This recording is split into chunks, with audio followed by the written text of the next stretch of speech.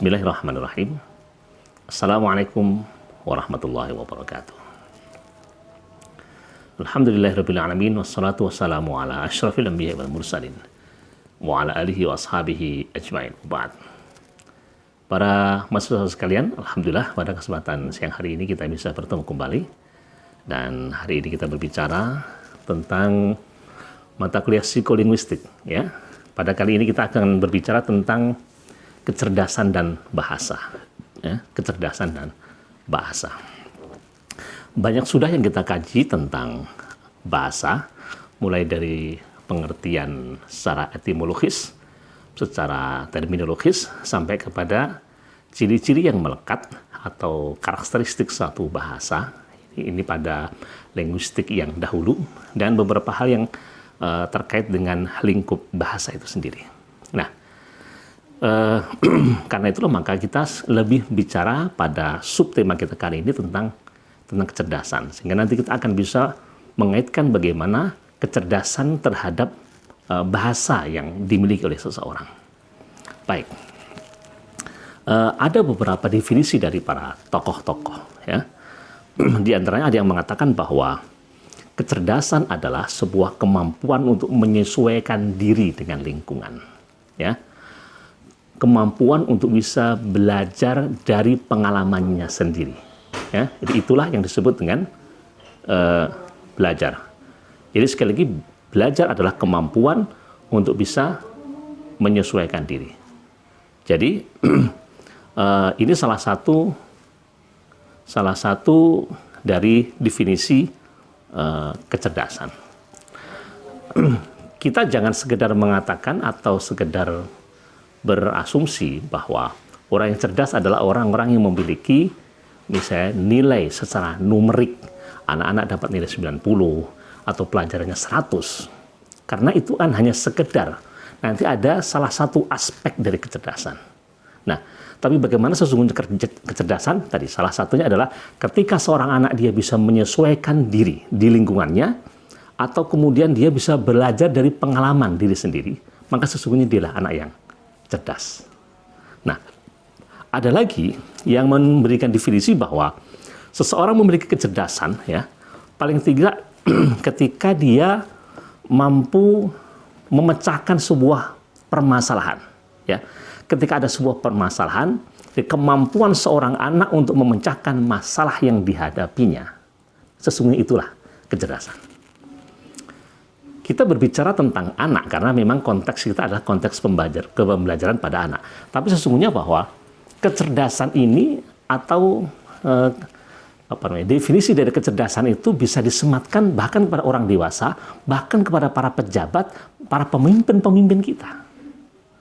Jadi kalau ada pemimpin yang tidak bisa menyesuaikan diri dengan lingkungannya, ada pemimpin yang kemudian misalnya baru tingkat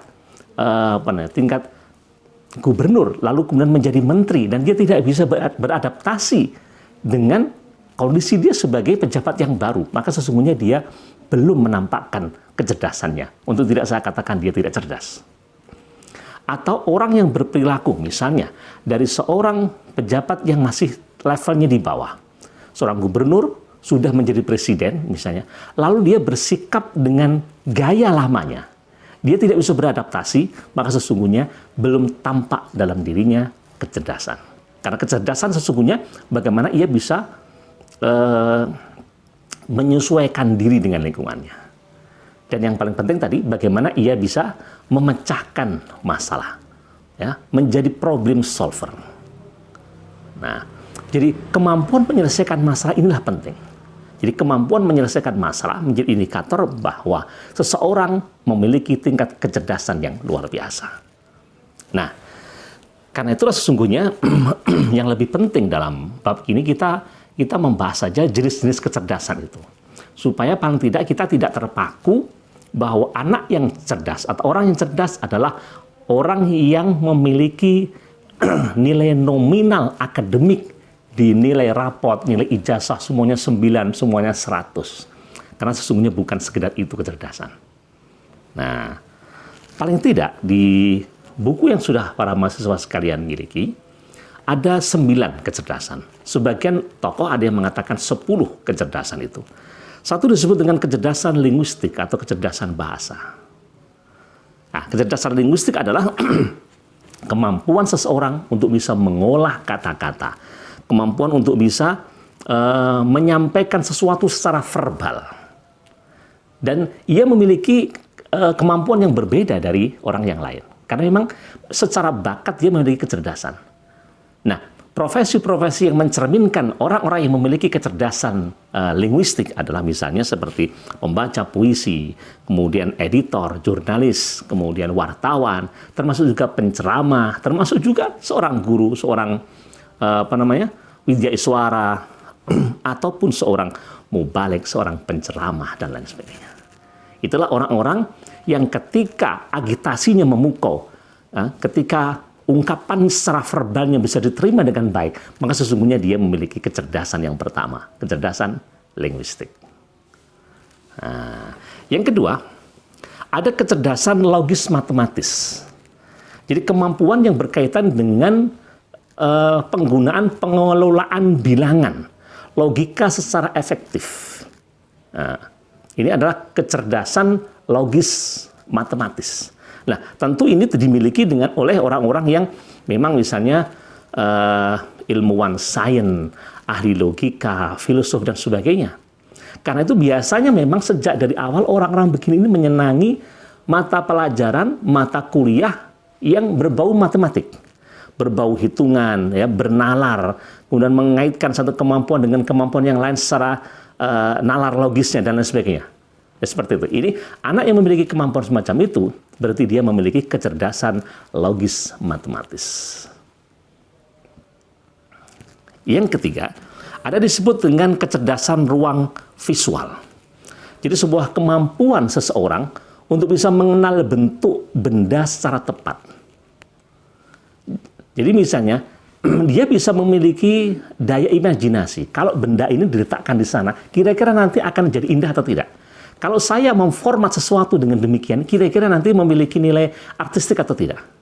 Nah, maka orang-orang semacam ini, atau profesi yang tercerminkan oleh kecerdasan ruang dan visual, misalnya orang-orang navigator salah satunya, atau dekorator, orang yang suka mendekorasi tata ruang, mendekorasi kamar, mendekorasi ruang tamu, ya, sehingga sebelum sesuatu itu terjadi, dia sudah bisa merancang kira-kira nanti akan demikian yang terjadi. Nah, termasuk desainer dan lain sebagainya. Ini orang memiliki kecerdasan ruang visual. Yang keempat adalah ada kecerdasan musikal. Kecerdasan musikal adalah sebuah kemampuan untuk mengembangkan, mengungkapkan, dan menikmati bentuk-bentuk musik dan suara. Sehingga dia bisa mengatakan bahwa suara ini, atau kalau orang Jawa, dia bisa ngelaras nada. Karena ada orang yang tingkat kecerdasan musikalnya itu rendah. Sehingga dia tidak bisa membedakan antara bunyi do dengan bunyi re. Ya. Sehingga dia sama saja. Satu not, misalnya satu oktav, do, re, mi, fa, sol, la, si, do, diucapkan dengan satu not yang sama. Ini berarti kecerdasan musikal dia agak rendah. Nah, tetapi sesungguhnya apapun saja, kalau kami, kami meyakini bahwa segalanya bisa dilatih. Tetapi bahwa ketika orang memiliki bakat tertentu, maka ia akan lebih mudah untuk dilatih dan dikembangkan. Karena itulah maka butuh ada beberapa tes kecerdasan, ya. Itu salah satunya adalah untuk mengetahui potensi dasar, sehingga ketika potensi dasar itu ada yang menonjol, lalu ini akan lebih mudah dikembangkan. Tentu sekali lagi kita tidak menafikan segala macam potensi yang ada pada diri anak. Nah, yang kelima adalah kecerdasan kinestetik tubuh. Kecerdasan ini adalah sebuah kecerdasan, adalah sebuah kemampuan menggunakan tubuh dan gerak tubuhnya untuk mengekspresikan gagasan. Ya. Ia mampu mengkoordinasikan gerakan-gerakan, kelenturan-kelenturan tubuh, karena memang namanya aja kecerdasan kinestetik tubuh, ya. Seperti misalnya orang-orang yang ya olahragawan, seperti para penari balet, ya, orang-orang yang apa itu misalnya para penari lah, ya, yang gemulainya tubuh itu tidak bisa ditiru oleh orang lain. Ya, seperti itu. Ini adalah contoh orang yang memiliki kecerdasan kinestik tubuh. Yang keenam adalah kecerdasan interpersonal atau kita sebut dengan kecerdasan sosial. Ada kalanya orang memiliki kelemahan di kecerdasan yang lain, tetapi dia memiliki kemampuan memahami perasaan orang, kemampuan memberikan motivasi, kemampuan untuk bisa meningkatkan semangat orang, memiliki ekspresi wajah, memberikan isyarat sehingga orang dan termotivasi. Ya. Kemampuan dia untuk berkomunikasi, kemampuan dia untuk bisa menyampaikan sesuatu dengan cara yang menyenangkan. Ya. Sehingga orang-orang semacam ini, mungkin dia secara akademis dia nilainya kurang maksimal, tetapi dia memiliki kecerdasan, salah satunya adalah kecerdasan interpersonal atau disebut dengan kecerdasan sosial. Dan ini sesungguhnya yang lebih penting daripada sekedar nilai-nilai numerik, nilai-nilai angka-angka yang seringkali tidak dibutuhkan dalam kehidupan. Nah, karena itu kalau pada mahasiswi sekalian khususnya calon ibu-ibu, jangan sekedar berharap, ya. Jangan sekedar, ini kata sekedarnya di garis bawah. Berharap ketika memiliki putranya harus memiliki angka atau nilai-nilai angka yang maksimal, dapat nilai 9 minimal dan harus dapat 100. Karena sekali lagi itu hanya merupakan cerminan dari salah satu kecerdasan saja. Ya. Kecerdasan sosial inilah yang dibutuhkan di masyarakat. Karena ada orang-orang yang dibutuhkan masyarakat, dia mungkin tidak punya kecerdasan kinestetik, ia mungkin tidak punya kecerdasan ruang visual, ia tidak punya kecerdasan logis matematis, tapi ia memiliki kecerdasan interpersonal dan ia lebih dibutuhkan di masyarakat. Nah, kalau yang 6 tadi adalah interpersonal, yang ketujuh adalah kecerdasan intrapersonal. Ini kecerdasan kepribadian, ya, kepribadian. Dia memiliki kepribadian yang bagus. Kemampuan mengenal diri, berefleksi, ia bisa bersikap seimbang, ia bisa mengendalikan emosi, ya. Wah, ini luar biasa penting bagi seorang pejabat apalagi. Kalau ada pejabat yang suka marah-marah, pejabat yang suka menghina bawahannya, sesungguhnya itu kan menunjukkan sedemikian itu tingkat kecerdasan dia. Jadi kalau ada orang yang salah kemudian diperlakukan sebagai kasar, secara kasar, atau bahkan ia melakukan kezaliman akibat kesalahan yang dilakukan oleh anak buahnya, maka sesungguhnya pemimpin semacam itu menunjukkan tingkat kecerdasan interpersonal yang rendah. Maaf, intrapersonal yang rendah. Kecerdasan kepribadian yang rendah. Nah, yang kedelapan ada kecerdasan naturalis. Kecerdasan naturalis, di mana kemampuan seseorang untuk mengerti, mengenal flora, mengenal fauna, memahaminya, ia bisa menikmati, ya, sehingga seolah-olah ia bisa berkomunikasi, walaupun dengan hewan yang tentu tidak berakal, walaupun dengan tumbuhan, sehingga seolah-olah itu menjadi bagian dari kehidupan dia. Para penyayang-penyayang binatang, orang-orang yang suka berkebun dan seterusnya adalah salah satu ciri orang yang memiliki kecerdasan naturalis, kecerdasan alamiah, kecerdasan lingkungan. Nah, dan yang ke-9 adalah kecerdasan eksistensial. Kecerdasan eksistensial, ya ini menyangkut kepekaan dan kemampuan seseorang untuk menjawab persoalan-persoalan tentang keberadaan dan eksistensi manusia. Ya, dia mampu menjawab itu. Orang memiliki inteligensi eksistensial, maka akan selalu berusaha menelusuri mengapa peristiwa atau anugerah itu bisa terjadi, mengapa ia bisa tertimpa musibah, kenapa yang itu tidak, dan seterusnya. Nah, sehingga ia akan dalam tanda petik memiliki kebijaksanaan. Sikap dia menjadi bijaksana karena dia memiliki kecerdasan eksistensial. Nah, inilah di antara 9 macam kecerdasan yang disampaikan oleh para tokoh, ya.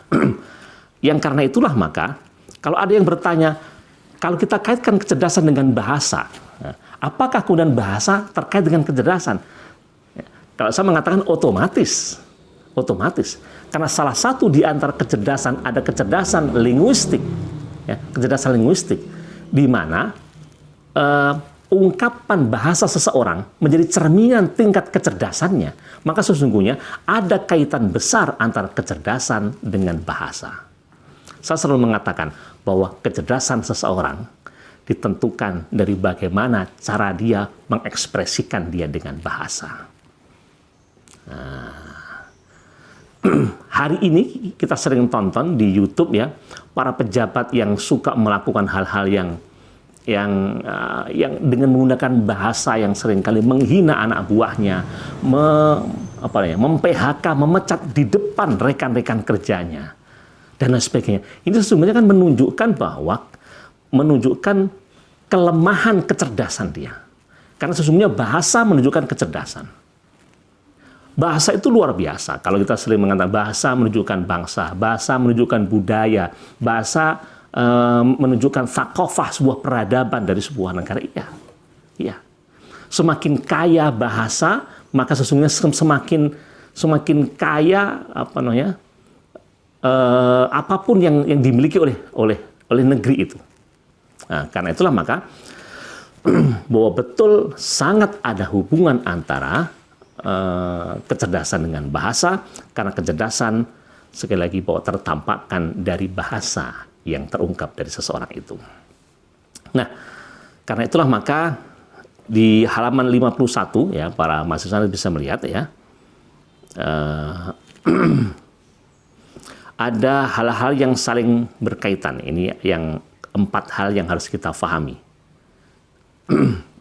Yang pertama adalah bahwa pemahaman, yaitu kemampuan untuk memahami makna ucapan orang lain. Itu yang pertama. Yang kedua, pengembangan pembendaharaan kata dimulai secara lambat pada usia-usia awal sampai nanti ia memasuki usia-usia dewasa. Kemudian orang mulai menyusun kata-kata dan kalimat. Barulah kemudian dia melakukan pengucapan, kemampuan kata-kata dan lain sebagainya. Nah, disinilah sekali lagi bahwa bahasa memiliki fungsi yang sangat penting ya. Karena itu seringkali kita tidak tahu tingkat kecerdasan kita.